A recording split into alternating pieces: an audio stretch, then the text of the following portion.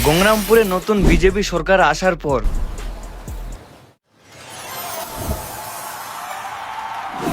দেখতে পাচ্ছেন গঙ্গরামপুরের ভিউটা কিভাবে চেঞ্জ হয়ে গেল। হ্যাঁ, এটা কিন্তু অরিজিনালি এইভাবে চেঞ্জ হতে পারে আমাদের প্রিয় গঙ্গরামপুর শহরটা।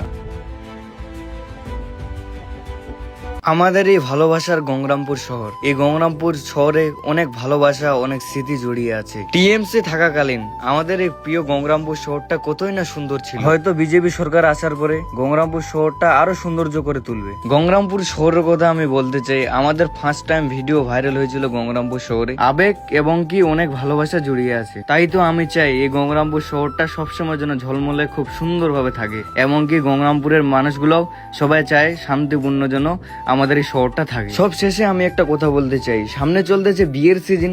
এই বিয়ের সিজনে আপনারা খুব কম বাজেটের ভিতরে ক্যামেরা ভাড়া করতে পারবেন। মানে আমাদের সঙ্গে যদি আপনারা কন্ট্রাক্ট করেন তাহলে কিন্তু আপনারা খুব সুন্দরভাবে ওয়েডিং শুটগুলো করতে পারবেন। তার জন্য আমাদের সঙ্গে কন্ট্রাক্ট করতে হবে। আর সামনে বিয়ের সিজন চলতেছে, অনেকজনের কাছে টাকা থাকে এবং কি থাকে না, তো কম বাজেটের ভিতরে আমরা কিন্তু শুটগুলো করে দিই। যদি আমাদের সঙ্গে কাজ করাতে চাও, মানে আপনাদের বিয়ে বাড়িতে, তাহলে আমাদের সঙ্গে কন্ট্রাক্ট করে নিতে পারেন। দাঁড়ান কোথাও যাবেন না, আর একটু দেখে যান। যেহেতু আমি প্রথমে বললাম আমাদের ফার্স্ট ভিডিও ভাইরাল হয়েছে এই প্রিয় শহর গঙ্গরামপুরে, তো ওই চ্যানেলটা একটু দেখবেন না। তো ইউটিউবে সার্চ করবেন দক্ষিণ দিনাজপুর ভাইন্স, ওখানে কিন্তু আপনারা গঙ্গরামপুরের পুরো নাটক ভিডিওগুলো পেয়ে যাবেন।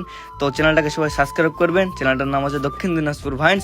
যেহেতু দক্ষিণ দিনাজপুর নিয়ে, তার মানে বুঝতে তো পারছেন আমরা গ্রামের চেংড়া কিন্তু আগাতে চাই এই দক্ষিণ দিনাজপুরকে। তো সবাই সাপোর্ট করবেন সেই জন্য। তো টাটা, বাই বাই।